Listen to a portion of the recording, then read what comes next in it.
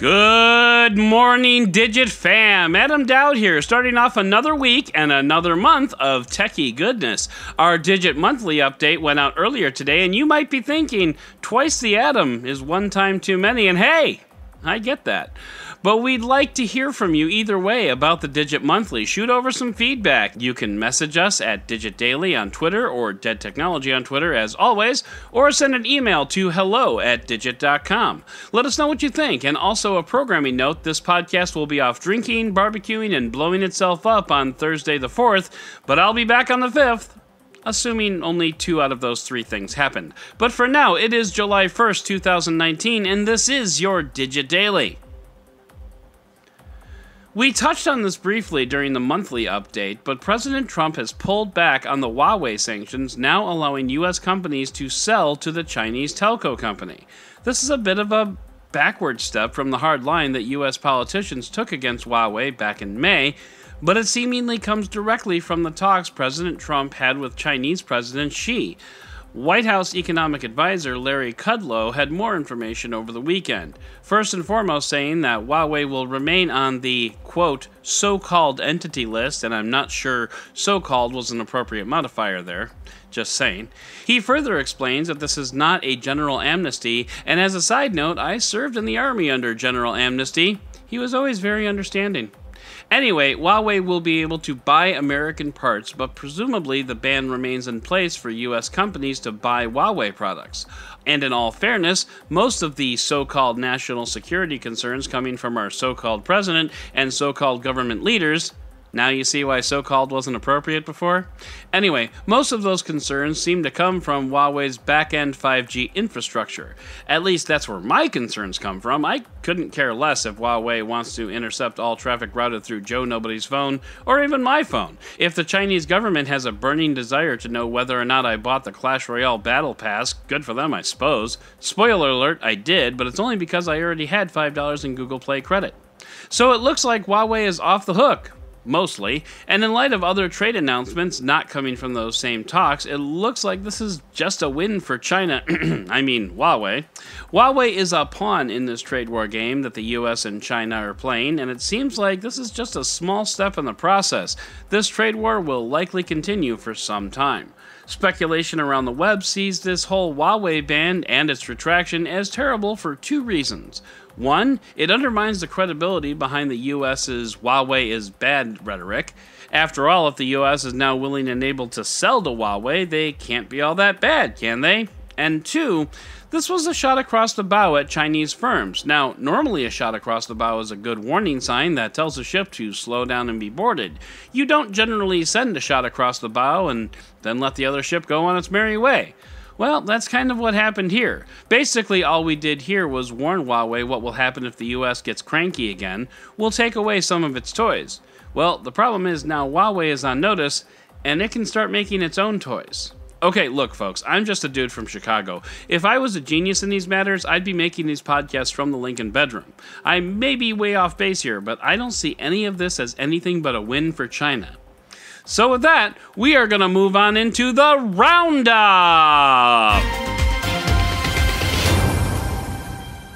Eric Zeman is quickly becoming the 5G field expert at Android Authority, having tested out 3 different networks in 3 different cities, and yes, that's more than me, but hey, I'm happy for Eric.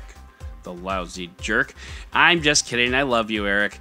Anyway, Eric's latest sojourn takes him to downtown New York City, testing T-Mobile's 5G network in Manhattan and Brooklyn. Eric goes pretty in-depth with the network, so I'll just let you read that for yourself, but suffice it to say that no 2 5G networks are the same, and we've still got a long way to go. At a National Security Council meeting, senior government officials debated the merits of watering down or eliminating end-to-end encryption in messaging apps. Fuck the f*** out of you? Been a while since I pulled out the censor beep, hasn't it? Anyway, look, I'm no privacy advocate. I have often said on this podcast and elsewhere, I don't really care if other people randomly read my stuff. I won't actively seek out end-to-end encryption, but I respect those who do. I understand that people want privacy, and I understand why they want privacy. I will certainly not advocate that they are forced to not have privacy. Because of terrorists? off. If you eliminate encryption, they'll figure out another way to slide into each other's DMs. Eliminating end-to-end encryption will do nothing but open up all communications to the NSA, and coming from a guy who really doesn't give a about privacy, you in your stupid faces. If this is coming from someone who does like/want/require privacy, you're going to get a much more robust reaction. And let's just drive home this point once again.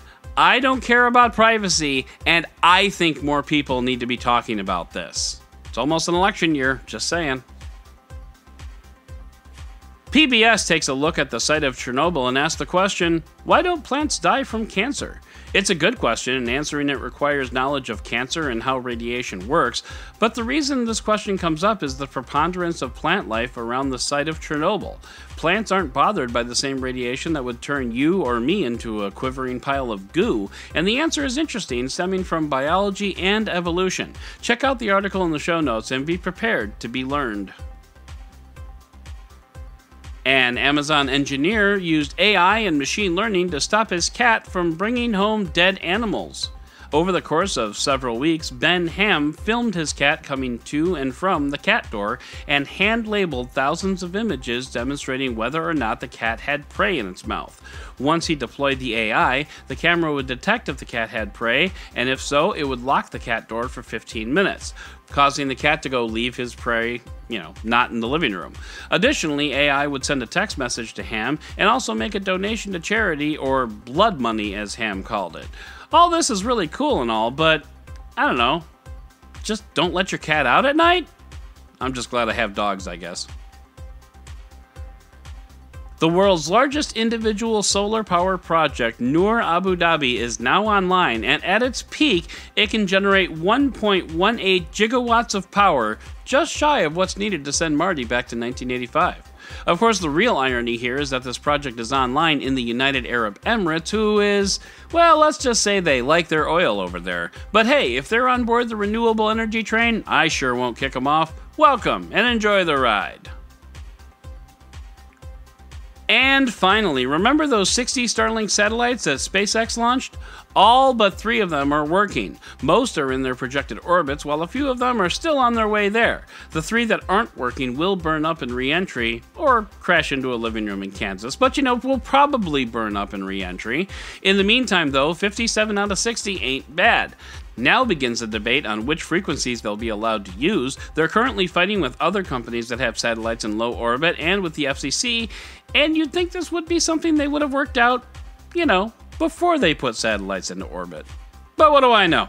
That is going to do it for today's Digit Daily. If you'd like to learn more about any of these stories, check out the links in the show notes and subscribe to our daily newsletter on Digit.com. And if you like what you heard, subscribe, leave a review, and don't forget to tell your friends about DigitDailyPod.com. Once again, I'm Adam Dowd, Dead Technology on Twitter, and we'll talk again tomorrow.